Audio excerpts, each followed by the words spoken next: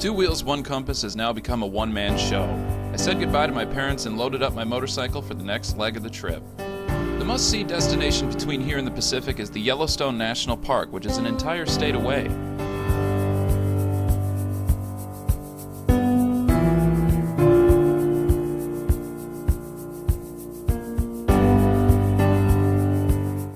The interstate would be the quickest way to get there, but as a motorcyclist, it's important to plan your trip by the journey as well as the destination. If I wanted to get there the quick way, I would have driven a car, right? Hell, I could fly there if I really wanted to.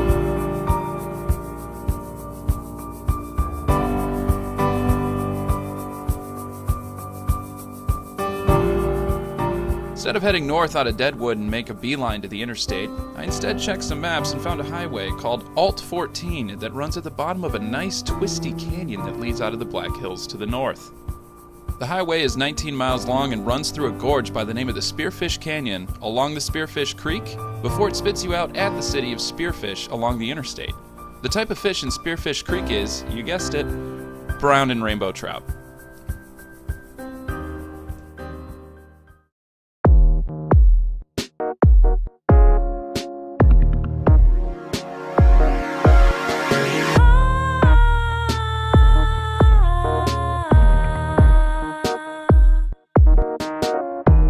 Spearfish Canyon is older than the Grand Canyon by conservative measurements of at least 25 million years.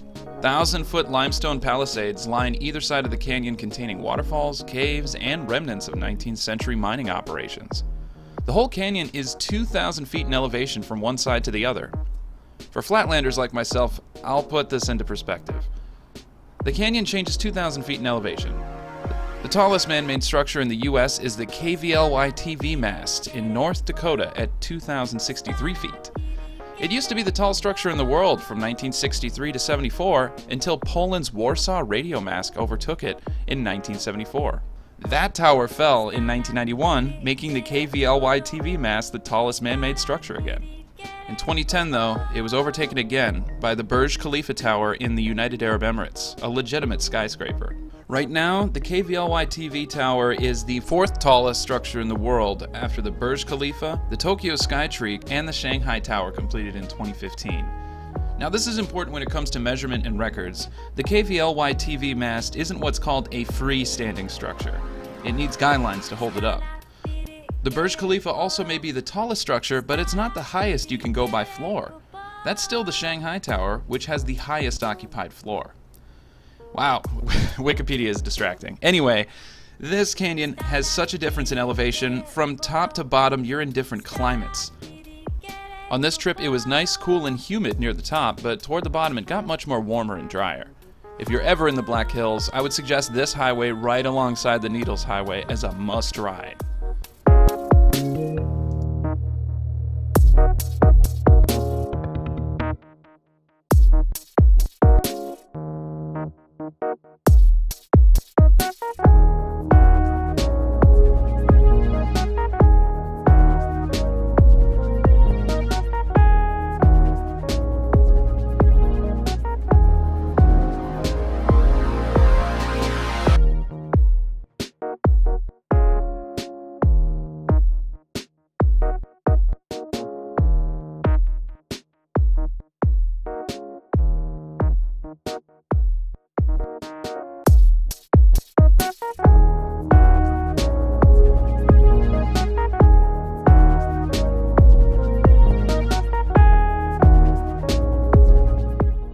I'm in Wyoming. I found a little spot to pull over and park. Just like South Dakota, the wind is atrocious. I was going through Keyhole State Park. The trees were fine. All of a sudden I'm like, wow, this is so much better. I think the trees are helping. And then I hit this wide open area and then BAM! Flying all over. It's hard to maintain speed. The wind is pushing me back and forth. I have stuff that's like obviously gonna catch a lot of wind. With the amount of like wind and force that's coming at me, my shoulders are getting racked. If I open my jacket just a couple more inches, it turns into a parachute. My shoulders are noticeably feeling like a wishbone, like I'm being they're being like pried open all the time. I can actually see Devil's Tower from here. It's quite a ways away. I'll take a picture with my cell phone since I'm cheap and don't buy any cameras with zoom. I'm doing a little gut check here, drinking some water, making sure I'm on the right path and knowing how far I have to go. If I stayed on I-90, it would obviously be the quickest way, but I avoid these awesome mountains on the way and all the little towns and seeing all the really cool shit. I really do want to take a couple really scenic routes, but I also need to know when like the ranger station is going to be closed at Yellowstone. How quick do I have to be there? Is there going to be any availability at the campsite? Like, I could really be screwing myself today and putting myself in a very precarious position.